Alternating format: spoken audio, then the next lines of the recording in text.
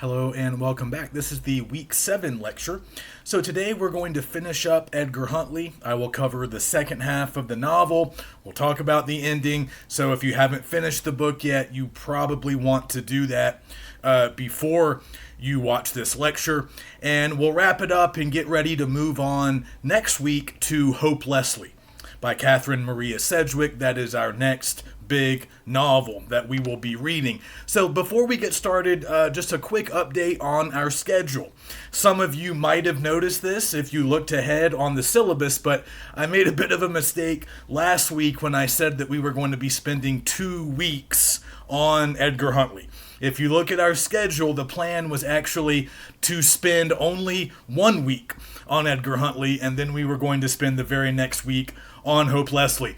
I was thinking about the way I used to do it in this class.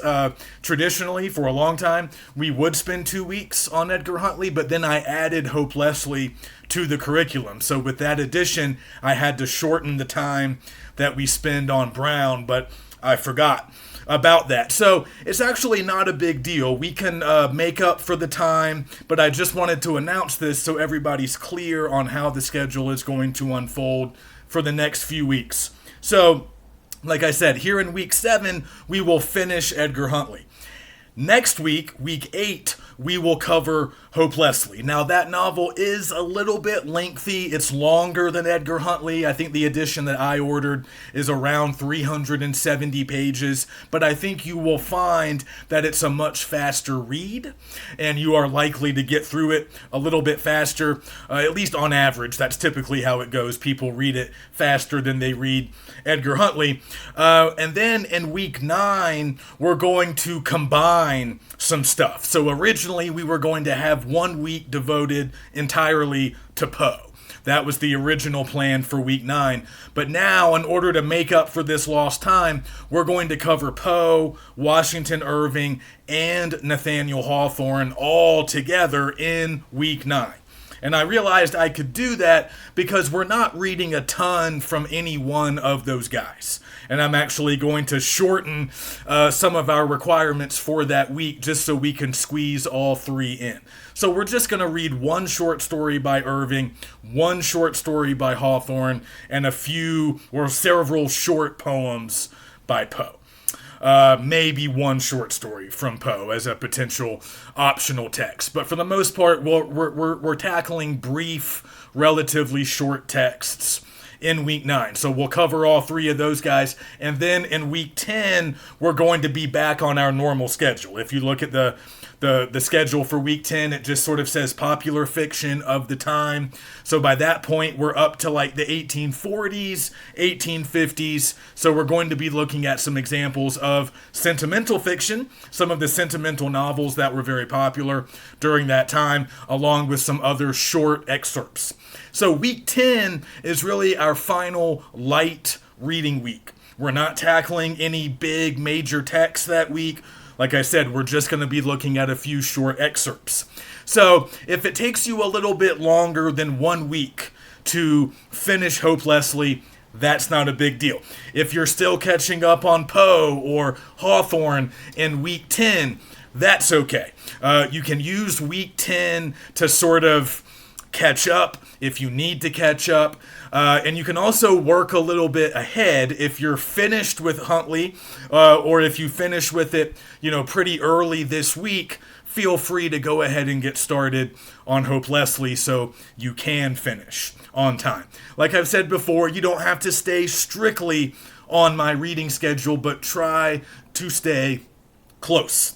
And if you're falling way behind, if there's one novel that you just haven't read at all, or if you're getting worried about falling behind, just let me know and we'll figure something out. Okay, so I just wanted to announce that about the schedule because I don't want anybody to be confused. So once we get to week 10, we're back on the regular schedule the rest of the way. All the subsequent weeks will be the same as they appear in the syllabus. Okay, so before we jump back into the novel today, I just wanted to finish sort of contextualizing Brown a little bit. We did some of this last week. We talked about sort of his time period and this very early sort of beginning stage that we're in here if we're thinking about the history of a national literature. So again, Brown is writing at the very dawn of the 19th century, the very beginning of the 1800s. So it's just helpful to think a little bit about what the American literary scene looks like. Just about, a decade or so after independence. So we are still in this era of the early republic, the very early years of America as an independent nation. And as I was saying last week, by this point, we really haven't had much of a chance to develop a national literature of our own. We have had some writers already on the scene, as we've noticed. We had Hannah Webster Foster. We had Susanna Rowson, who wrote Charlotte Temple, which was a very popular book, but very much written in the style of older English sentimental novels. And Rowson herself was from England, as we mentioned a few weeks ago. We had Freneau. We had Brackenridge. We had Phyllis Wheatley, all these other poets and writers that we've already looked at. But as we've noticed, a lot of them were living and working during the colonial period. So they wouldn't have really thought of themselves as Americans. In the case of Bradstreet, certainly she was not culturally American. She would have thought of herself very much as English, really throughout her life. Even after living in Massachusetts for a number of years. And even as we moved into the very early years of independence with Freneau and like Brackenridge, they were born before the American Revolution. So, in their lifetimes, they were able to observe the U.S. becoming an independent nation. Freneau served in the war. So that's an older generation. And pretty soon, they're going to die out. In fact, that's already happening at this present moment as we move into the 19th century. So we're about to really see the first generation after Brown. Brown's not really a member of this, but after Brown, we're going to see sort of the first generation of homegrown American writers who were all born either during the Revolution or soon after. And that generation includes writers like James Fenimore Cooper, Sedgwick, who we're going to be reading next week, and also Washington Irving, although he's a little bit older, but we can sort of put Irving in that same group. We're going to be reading him soon as well. So a lot of times this is that group that really comes into their own around the 1820s. That's sort of the first group that we can really consider like truly a national group of writers, and they're fully preoccupied with American subject matter, ideas and themes that are very much connected to our society, our history, our present moment as it was. So we're going to get into them really next week when we start on Sedgwick. Again, Brown's a little bit older than them, so he belongs to this sort of older generation that's, getting aged out here as we continue to move forward in our sort of historical journey through American lit. And we're going to notice that in style too. Like again, Brown's style is very reminiscent of earlier times, the 18th century.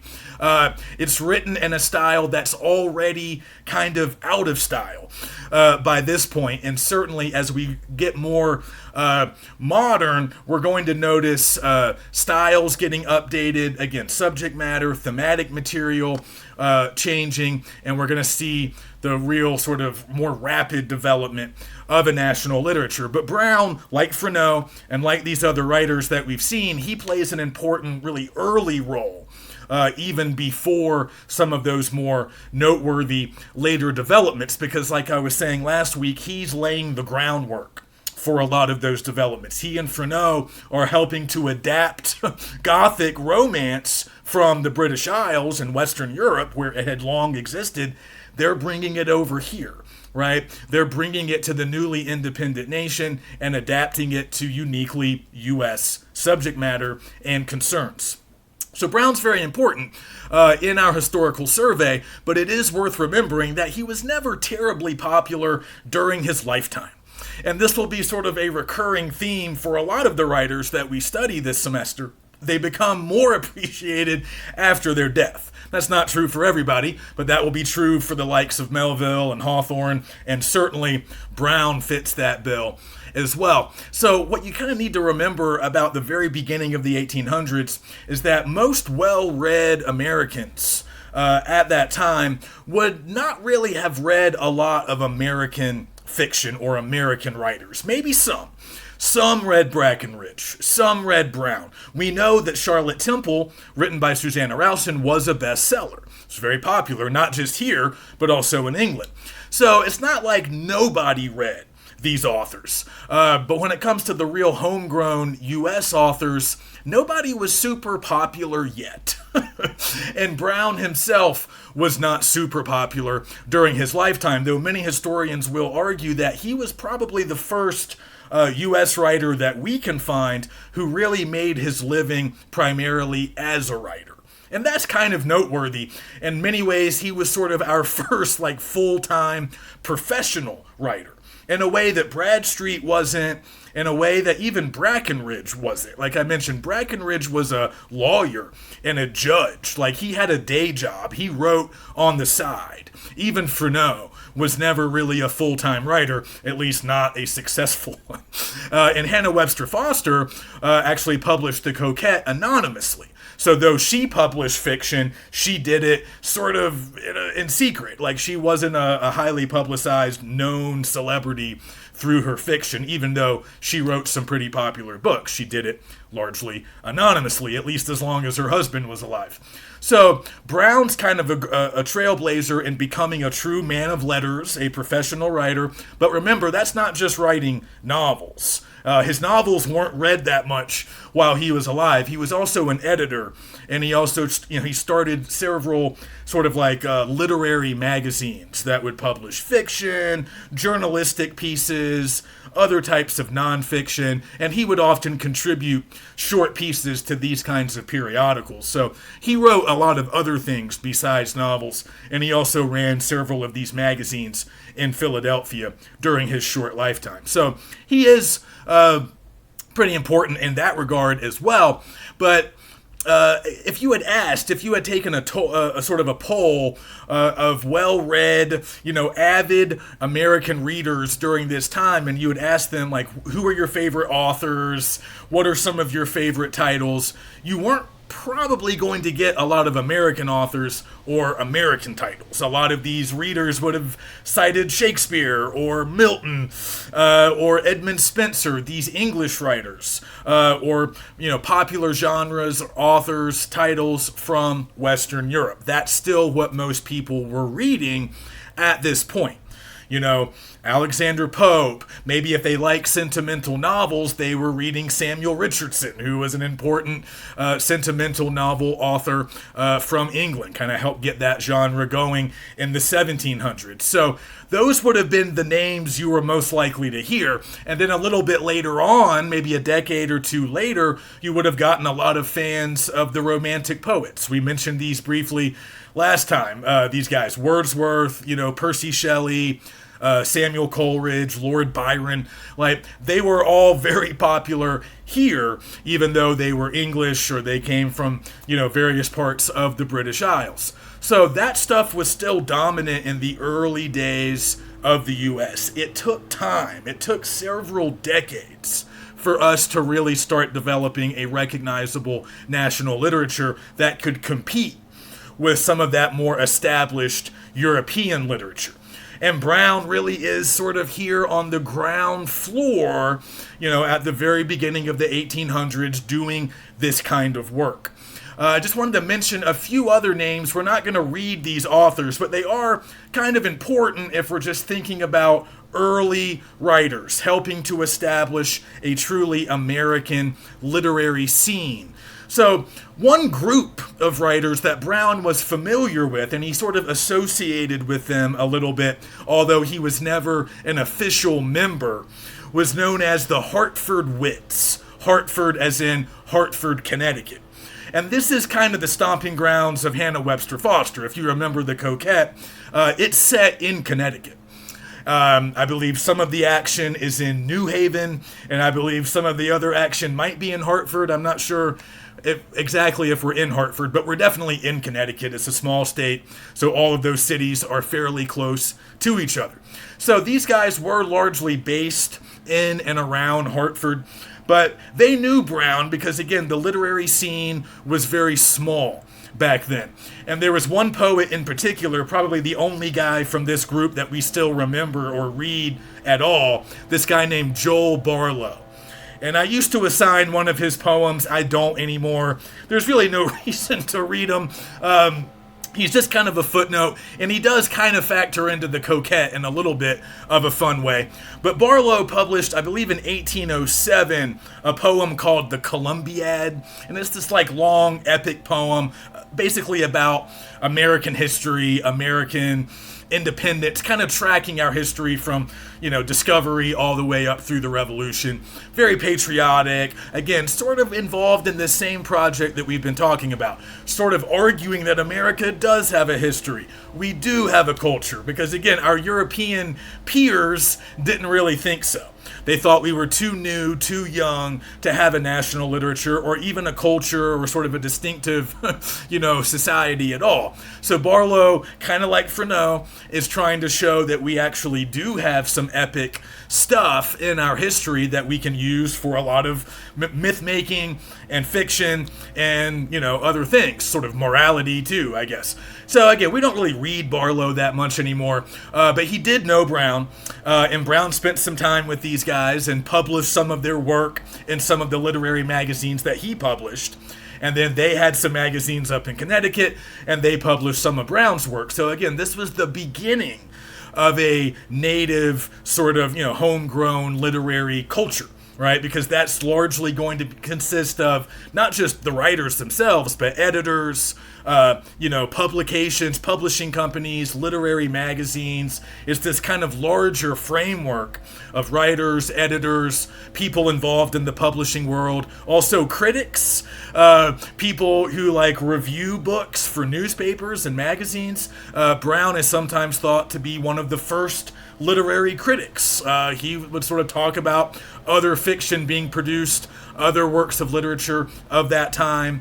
He would sort of write very primitive reviews. I'm not quite sure that I would use that term for what Brown was doing, but kind of the ancestor of the more modern book review that we can still find in newspapers and magazines today. So Barlow, just a final thought on him. Again, we don't need to know much about him, but he's a member of the Hartford Wits. They're pretty much just poets. They're not publishing prose fiction very much. A lot of satirical stuff. Again, they're the wits, so they're supposed to be kind of funny. They publish satire, funny little verses that would often appear in newspapers and magazines. And Barlow, I believe, was acquainted with Hannah Webster Foster. I don't know if she knew him well, but there's some rumors. I think Davidson mentions this in the foreword to the Coquette. There were some rumors that the character of Sanford was at least partially based on Barlow, who was known as kind of a a man about town, kind of a ladies' man. I guess he had that reputation when he was young.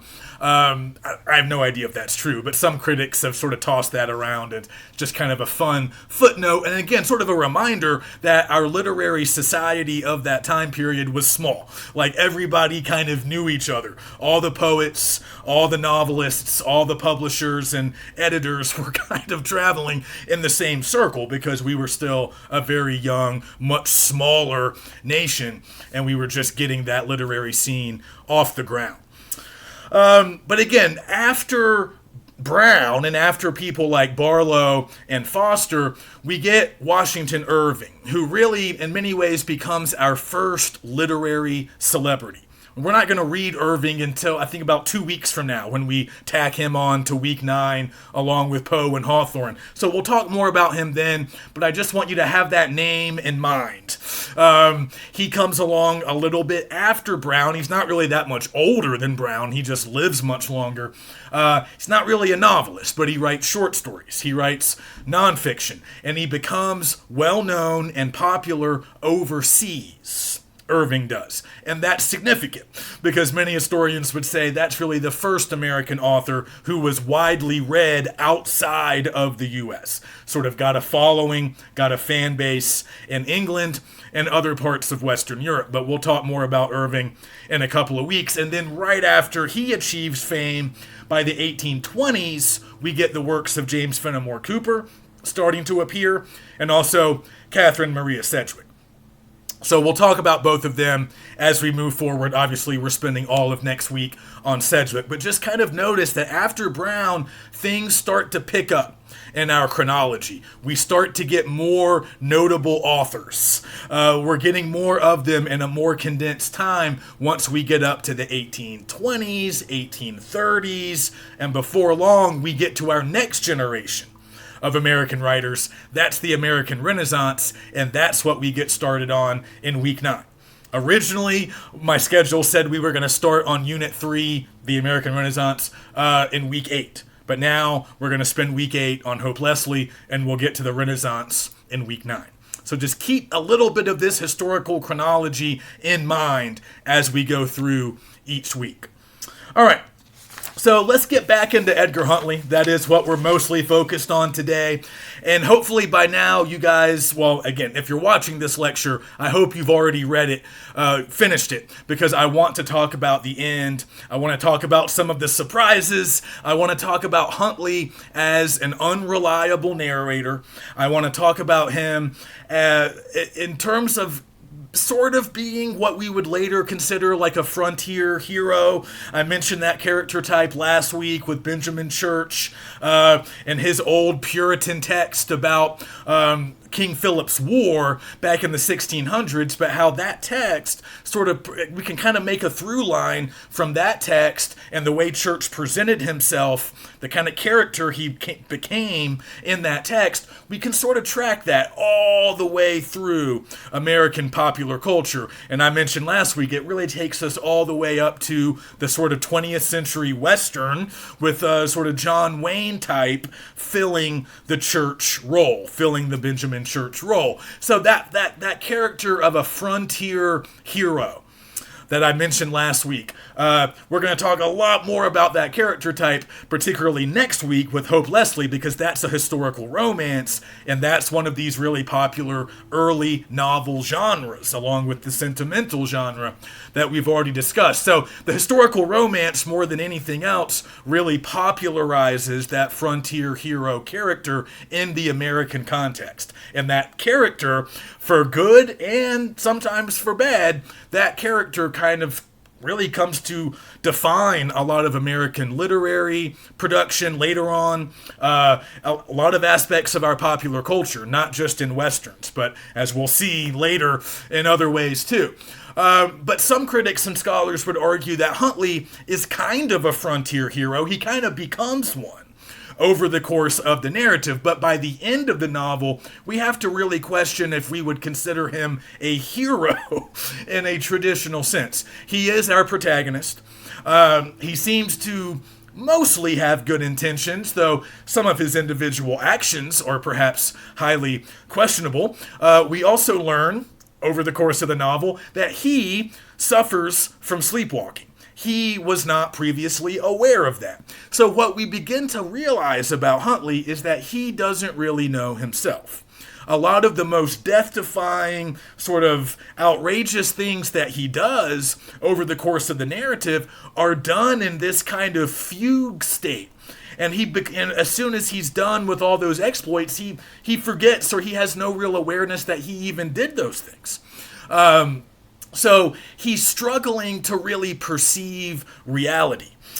His grasp on reality is not always reliable. It's not always accurate. He's wrong about a lot of things. He makes a lot of mistakes. So this has become really interesting to scholars when they study this book, because again, a really surface level reading would be, hey, this guy kind of transforms from a sort of, foppish kind of cityfied, not very tough character. He kind of morphs from that into something very different. He becomes rugged. He becomes adventurous. He becomes, frankly, violent and some might say murderous.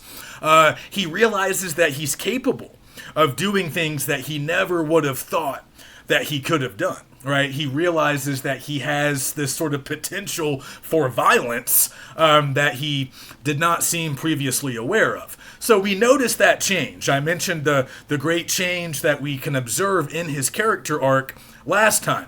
But it's not necessarily a positive change. I mean, on the surface, we can see him maybe doing some heroic things, or at least doing brave things, like when he rescues the young girl, when he jumps into the river and he's escaping his pursuers. Again, it might put you a little bit in mind of an action movie. There are a few sequences like that. But ultimately, where we end up sort of confirms that for all of his good intentions, Edgar might not be the most trustworthy guy to, place our faith in, both because he suffers from this sort of affliction and he might have some violent urges deep down that he didn't previously know about. And then there's just the fact that he's often wrong, that he often misapprehends things. So he's an unreliable narrator. His psychology is a little bit disordered. And we also see him sort of turn increasingly violent, particularly in Volume 2. So once we get to Volume 2, which is where we should have been by the start of this week at least, or by the end of last week, we notice that the action really starts to pick up. So you'd be excused if you thought that Volume 1 was a little bit slow going, but in Volume 2, we get more action, and we get more of what might be considered frontier adventure, the kind of stuff that we would often find in frontier romances, the kind that Cooper would start writing later, the kind that Sedgwick writes in the decades to come. So Huntley, if we go kind of around chapters 11 and 12, we see that Huntley's continuing to explore Norwalk, this extensive cave system, much of it subterranean. He really doesn't know the area very well. We talked about it being an example of kind of a sublime landscape, a sublime natural occurrence that's kind of cool and aesthetically pleasing in its way, but also fills us with a little bit of terror and dread, much like a lot of spectacular things in nature tend to do, because we're both impressed by it, but we also realize it can crush us. It's more powerful than us. We don't really have any control over it.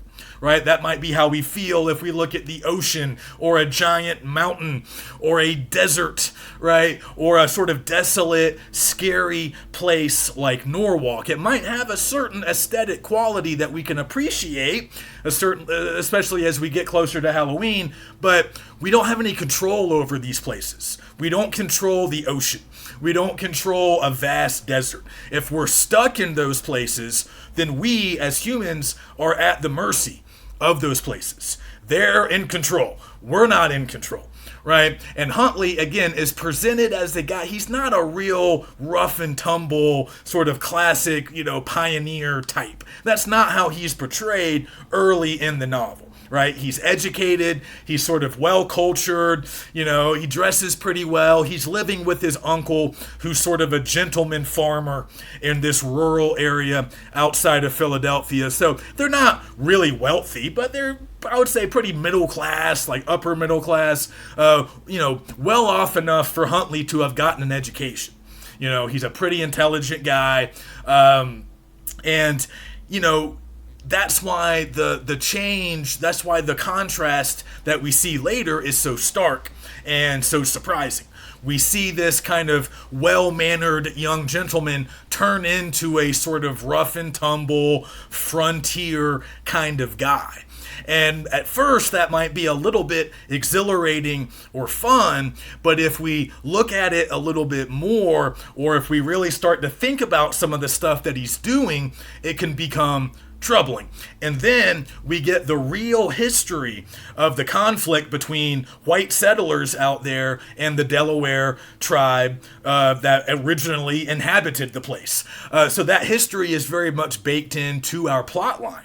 So we're going to talk today more about Old Deb, a very important character, even though she's not in the novel very long. She plays a very pivotal role in the plot. And also she's kind of our key to understanding some of this Delaware history, the Delaware Native Americans, and how this land is changing hands, how that transfer is proceeding, and kind of what all goes into it. And we might start to realize that Huntley, in some ways, might be representing some larger developments that are happening in his neck of the woods, in this neighborhood, in this area. His journey is maybe sort of tracking on to the larger story of white settlement in the area. So we start to see more and more of that. But remember, Huntley he wants to learn more about Clitheroe, but he also kind of wants to help him. Like, there is sort of a benevolent motive at work. We could question some of his techniques, right? But he's trying to find Clitheroe's hiding spot. And he's kind of studying him. He wants to understand him. He wants to know more, but he's clearly violating some rules of privacy or decorum, because after one of his adventures in the cave, we see him go to Inglefield's house, which is where Clitheroe is staying, right? And he breaks into this box that Clitheroe has made, this very sort of intricate design, and he's able to sort of break in there. Well, no, not the first box. He goes back to the tree where Waldegrave was killed. He digs up another box, and he ends up breaking into that box, and that's where he finds the manuscript written by Mrs. Lorimer. So remember, this is all of Clitheroe's backstory back in, Ireland, before he comes to the U.S. So Huntley reads the manuscript and sort of believes the sort of wild, improbable story that Clitheroe had told him previously back in Volume 1. He sort of seems inclined to believe him, or he kind of wants to believe him, but this provides verification. This sort of vindicates Clitheroe in some way, verifies his tale. But just think about what Huntley's doing, right? This isn't exactly normal, typical, expected behavior. He's breaking into these boxes. He's digging stuff up. He does seem to be, on a sort of basic level, violating Clitheroe's privacy, but we might be able to argue that he's doing these things for somewhat benevolent purposes. And remember, he's also still trying to solve the murder of his friend. That's what motivates him from the very start. That's what he's trying to do throughout the book. And also, I forgot to mention this last time, but do notice that, just like The Coquette, this is an epistolary novel.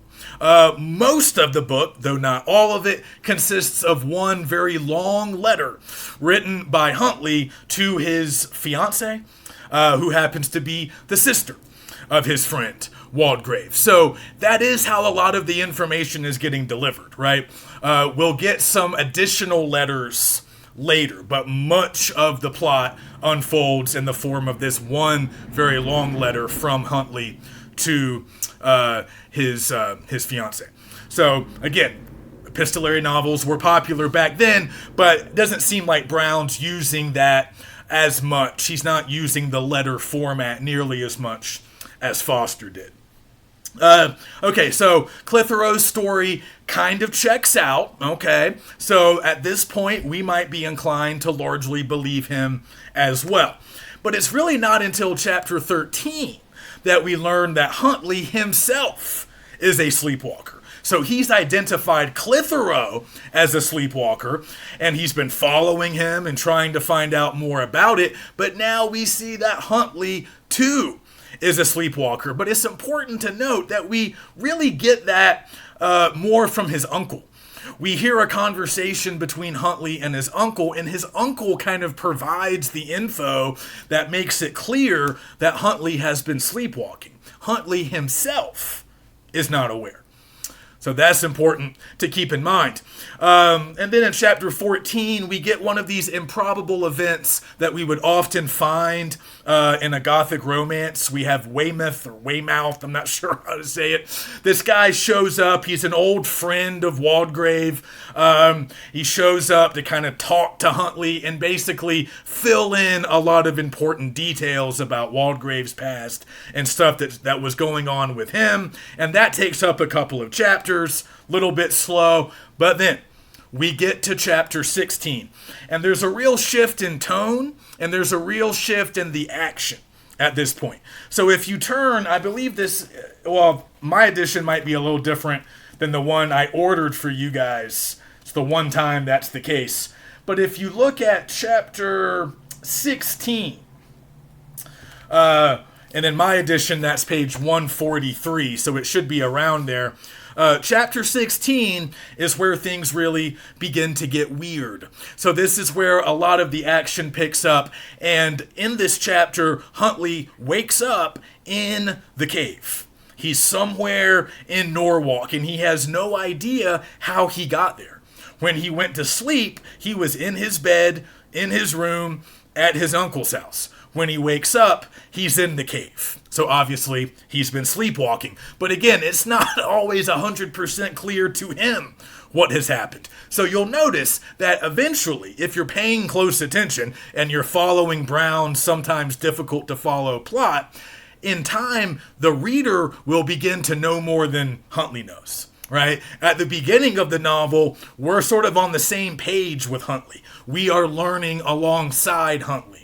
But as the narrative progresses, we start to know things about Huntley that he might not fully understand about himself. And we can start filling in blanks that he's not always able to understand, at least in some cases not until maybe a little bit later. So that's also a change, right? We start to have more info than Huntley. Again, another sign that he's an unreliable narrator. So in chapter 6, really between chapters 16 and 22, we get sort of this larger sequence that's often just kind of referred to as the cave sequence or the cave action.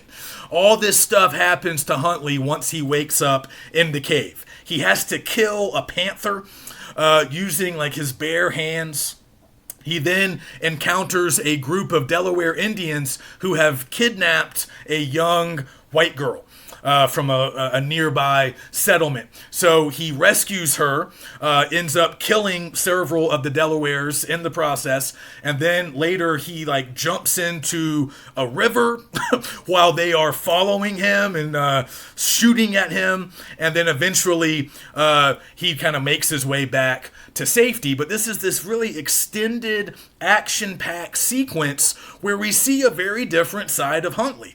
From the very beginning, he's been investigating a crime, but at first he's doing it in kind of an ineffectual, distant way.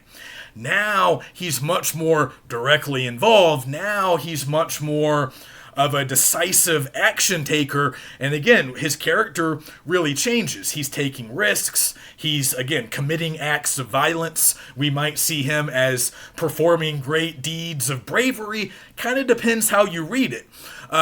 Maybe he doesn't have a choice but to kill the panther. Still pretty brutal.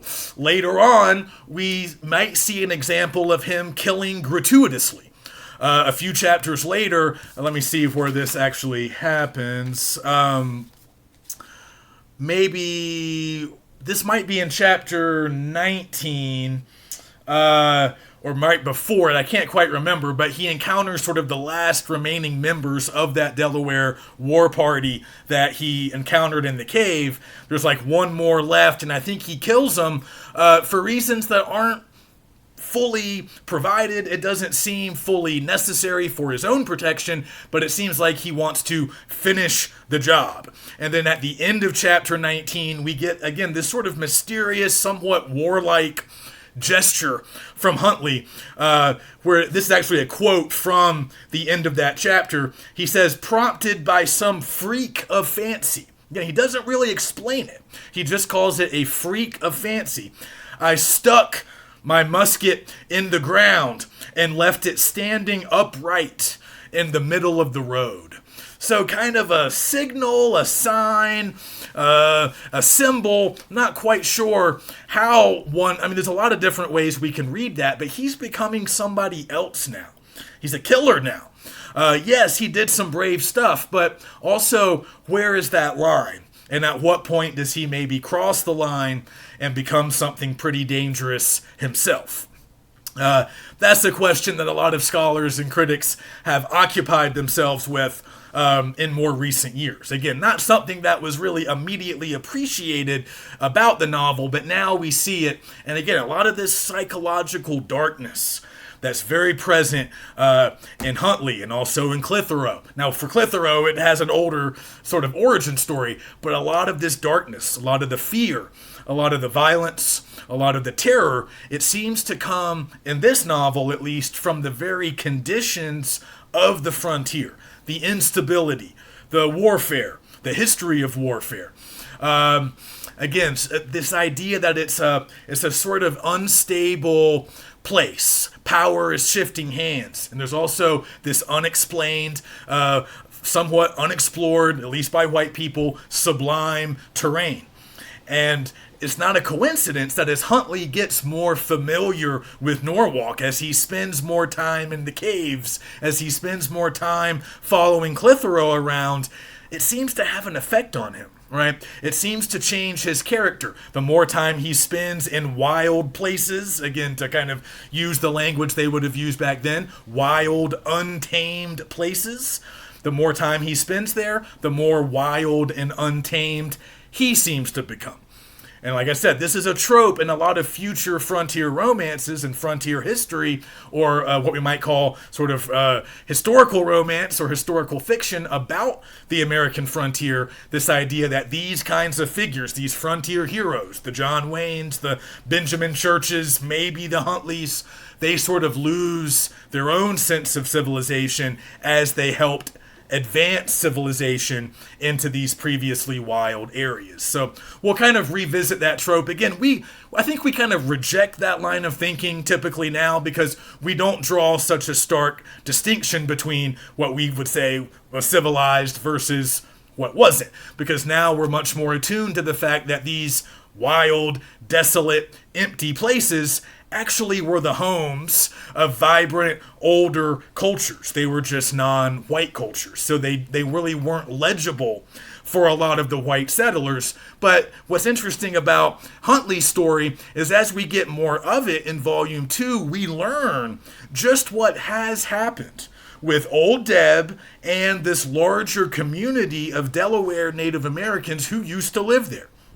So one important thing that we learn, I believe this is in chapter 20. So right after the events that I was discussing, we get this sort of almost throwaway line from Huntley, but it's really important. I wanted to point it out. So in my edition, it's on page 186 in chapter 20.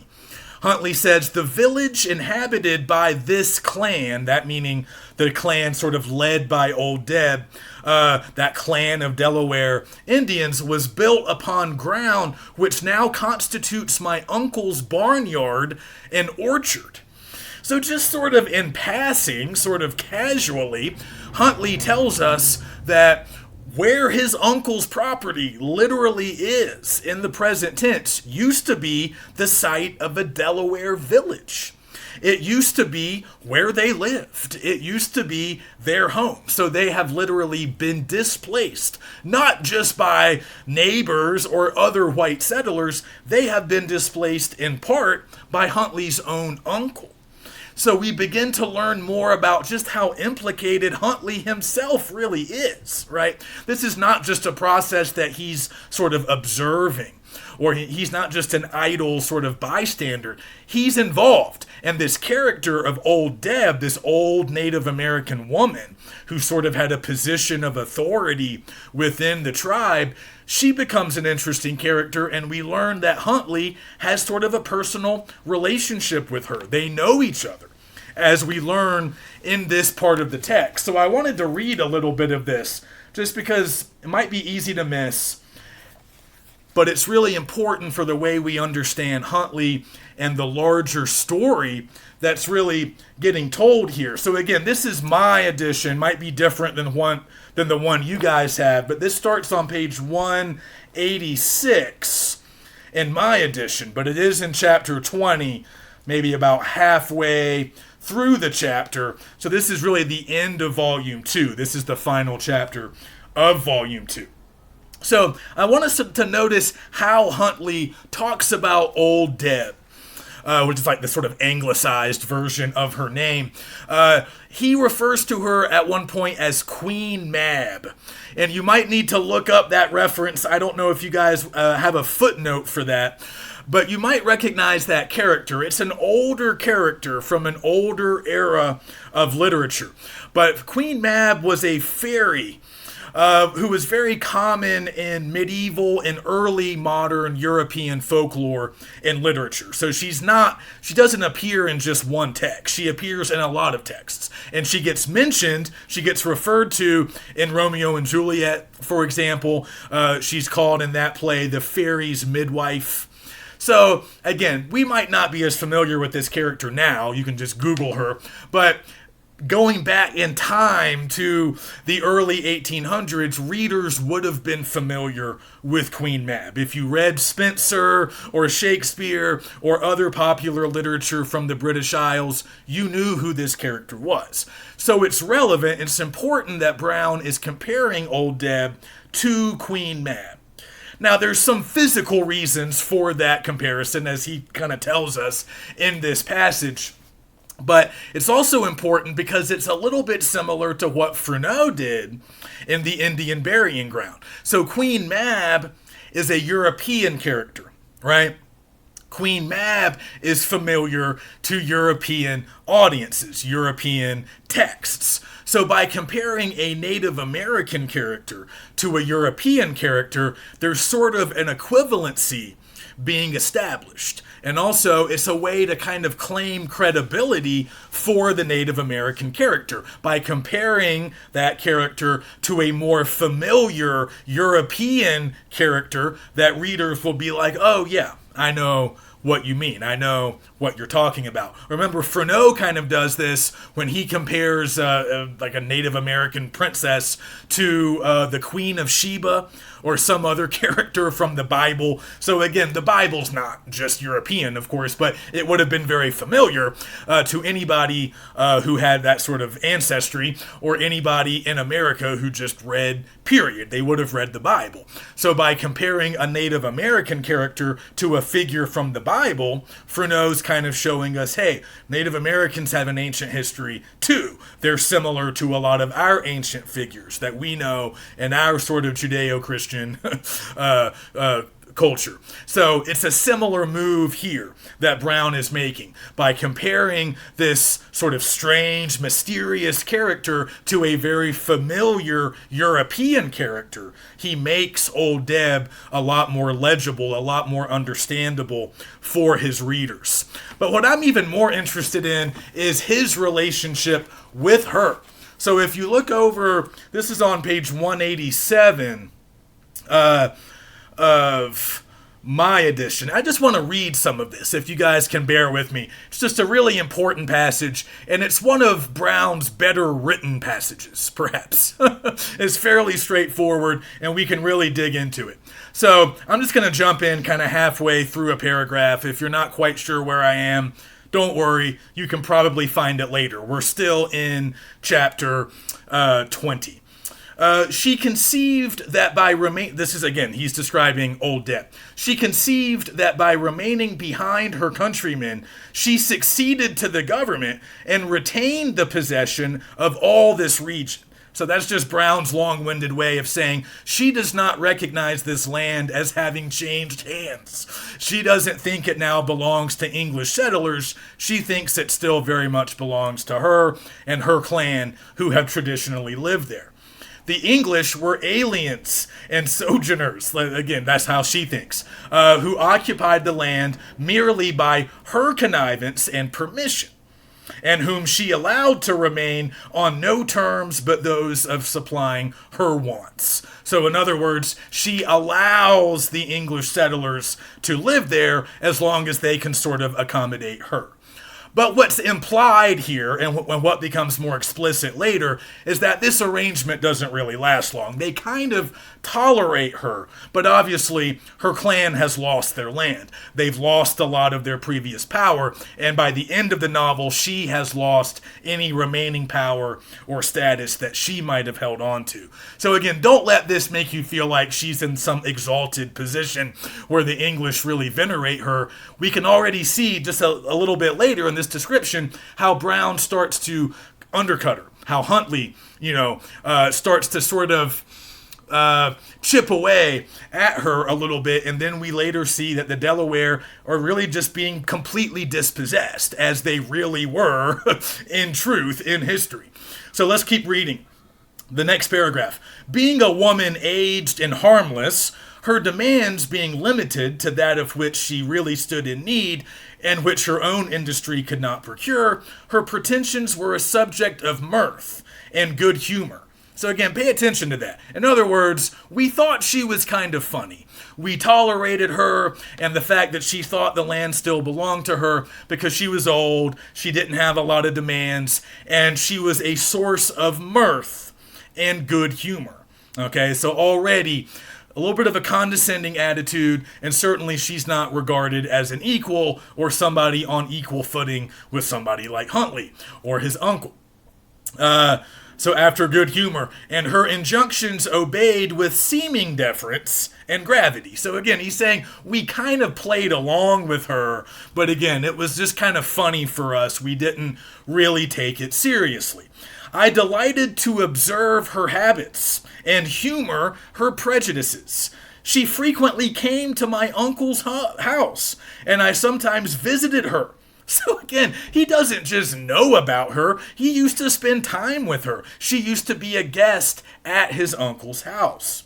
Insensibly, she seemed to contract an affection for me, and regarded me with more complacency and condescension than any other received. So again, in other words, she liked me. I don't really know why, but Huntley's telling us she liked me. We got along. We sort of joked around together. I thought she was fun. Next paragraph. She always disdained to speak English, and custom had rendered her intelligible to most in her native language, with regard to a few simple questions. So he's saying he and some of the other settlers learned a little of the Delaware tongue because she refused to speak English, even though presumably she knows a little. I had taken some pains to study her jargon, and could make out to discourse with her on the few ideas which she possessed. So again, just look at the subtle choice of phrasing there. The few ideas which she possessed. He's implying that she didn't have a big store of knowledge or intelligence. Again, he's sort of undercutting her. He's downgrading her to an object of amusement. Oh, she didn't have much of substance to talk about, but I was able to learn a little bit of her jargon. And then the final sentence, this circumstance, the fact that he learned some of her language, likewise wonderfully prepossessed her in my favor. So she appreciated the fact that he actually learned some of the Delaware language. So again, just kind of interesting to think about the fact that not only did they visit and spend time together in his uncle's home, but also they would often converse in Delaware, not in English. So Huntley learns a little bit about her culture, learns a little bit about her language, but doesn't seem to regard her as much more than an object of amusement. Somebody that kind of made him laugh, they could chat a little bit, but that's kind of it. Right. But then just to go on, like on the next page, we get some more information about her. She dwelt in Norwalk upwards of 20 years. She was not forgotten by her countrymen. So they've moved on. The idea here is that there's already been a big conflict before the events of this plot. And many of the Delawares have already been pushed out of this area. They've had to move on to where there's fewer settlers. But she has stayed behind and kind of hidden in Norwalk. And that's kind of the present tense situation as we're reading. She was not forgotten by her countrymen, and generally received from her brothers and sons an autumnal visit. But no solicitations or entreaties could prevail on her to return with them. But again, we go on. 2 years ago, he says, some suspicion or disgust induced her to forsake her ancient habitation and seek a new one. She found a more convenient habitation 20 miles further to the west, in a spot abundantly sterile and rude. But again, it's interesting. She actually takes over a dwelling originally built by a Scottish settler who doesn't last. So there is this kind of weird intermixing that we get a brief glimpse of here. There is a little bit of cultural exchange here, even though much of the relations between the white settlers and the Delaware are violent. And the Delaware have largely been dispossessed. But we can think of Old Deb as kind of the last holdout. She doesn't leave when the rest of her countrymen leave. She stays behind. And ultimately, that cabin that Huntley stumbles upon was one of her kind of like headquarters, right? And the band of Delawares that he tangles with and fights with have come to sort of check in with Old Deb because, as we just heard, she still welcomes them for occasional visits. They're still in contact, but she largely lives in isolation, separate from the rest of her tribe. So we learn a little bit about this personal history. This is really a way to personalize the larger historical narrative about this place and the frontier conflict that took place here. So again, we get a lot of this in kind of a, shrunken, sort of reduced version, but this is important history, and it plays an important role in the plot mechanics as well. Because it ultimately turns out that a lot of the violence, a lot of the murders, including, we think, the murder of Waldegrave, was carried out by these sort of renegade Delawares who are kind of operating either with Old Deb or under her direction. I'm not sure if we're ever 100% sure, but she is certainly blamed, right? Ultimately. And the Native Americans are sort of the bad guys of the plot. They're ultimately sort of held responsible for a lot of what happens, or at least the start of this kind of violent series of reprisals. So again, so near the end, we get this sort of summation. Queen Mab, this is Huntley talking again, Queen Mab, 3 days after my adventure, was seized in her hut on suspicion of having aided and counseled her countrymen in their late depredations. But note that even at the end, she remains defiant. She was not awed or intimidated by the treatment she received, but readily confessed and gloried in the mischief she had done, and accounted for it, this is kind of important, accounted for it by enumerating the injuries which she had received from her neighbors, meaning her white neighbors. So ultimately, we do learn that the bad guys here, for the most part, are the Delawares, but they're acting out of revenge, which is the same motive that largely drives Huntley. So we know, by and large, Brown, as a person, as an author, had a racist view towards Native Americans. But one of the reasons this novel continues to interest us is we see in Huntley a figure that initially seems heroic, initially seems trustworthy, the representative of the kind of English settler that would come to dominate this area. I mean, he wasn't English by birth, but somebody of English descent who would come to dominate this area, well-bred, well-educated, well-spoken, but he eventually sort of loses his moral compass, right? And even though Brown presents a negative portrayal of the Native Americans, we can ultimately see that Huntley doesn't seem that much different than them. right? He's motivated by the same thing that motivates Old Deb. He knows her language. He used to kind of be friends with her. His uncle lives on her ancestral land. He starts to kill people. He starts to do sort of things that are beyond the bounds of polite society during this time period. So he's not a moral authority. He's presented as one. Right? He looks like one. He sounds like one. He's the kind of moral authority we would expect to get in a novel from this time period from an author who has no interest in humanizing or sympathizing with Native Americans. And that's Brown. He does not have much interest in doing that. But his portrait of Huntley maybe isn't that much more favorable. And of course, the Delawares aren't the only villains here in the way Brown constructs the plot. We also learn by the end that Clitheroe really is a murderous maniac. Huntley was wrong about Clitheroe. He was wrong about who actually committed some of these local acts of violence. He's often wrong about himself. He's wrong about pretty much everything. Now, eventually he figures stuff out. He's often told, by other characters. Things get explained to him. Things get sort of filled in for him. Later on, Sarsfield, who I think used to be his teacher, shows up and he's able to fill in some gaps, explain some things, kind of clear up the mystery that still surrounds Waldegrave's death. But Huntley himself doesn't really acquire a lot of that knowledge. He learns it. He, eventually comes to see it. But he's often misapprehending things. And it's often others who have to sort of set him right and explain things. So again, he's not a moral authority. Clitheroe is not a moral authority.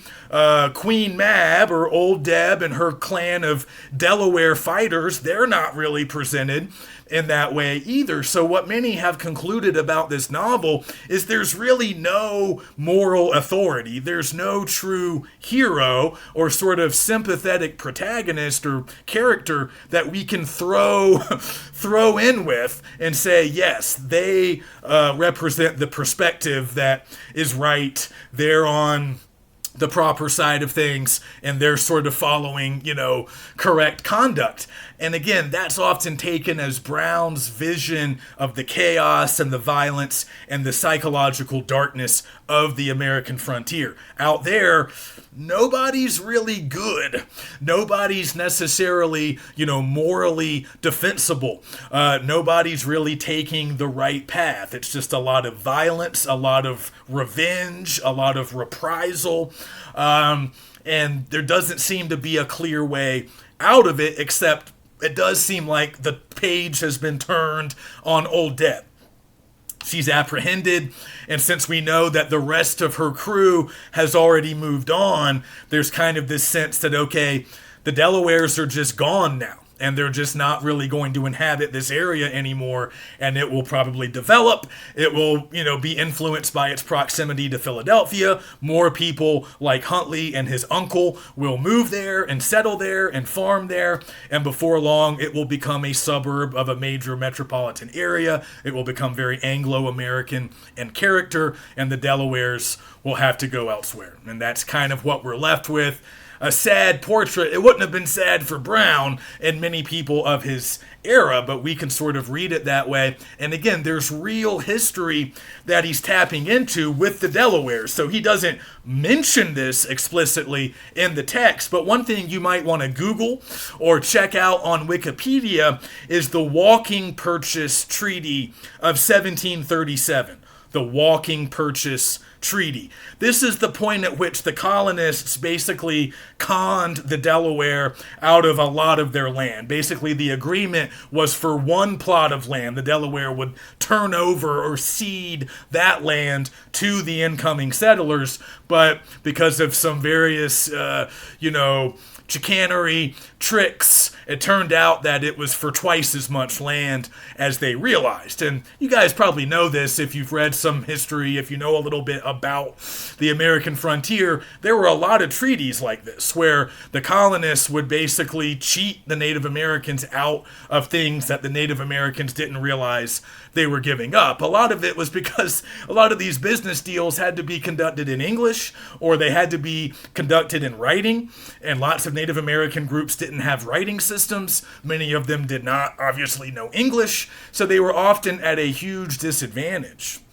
And they would often be told that they were signing to agree to one thing, when in fact they were signing something very different, and they were turning over a lot more than they realized. So that's what happened to the Delawares, and the years following that treaty, there was a lot of violence. There was a lot of sort of, bloodshed going both ways, because many Delawares did not want to leave. So we're kind of catching the tail end of that historical narrative, right? That really did happen.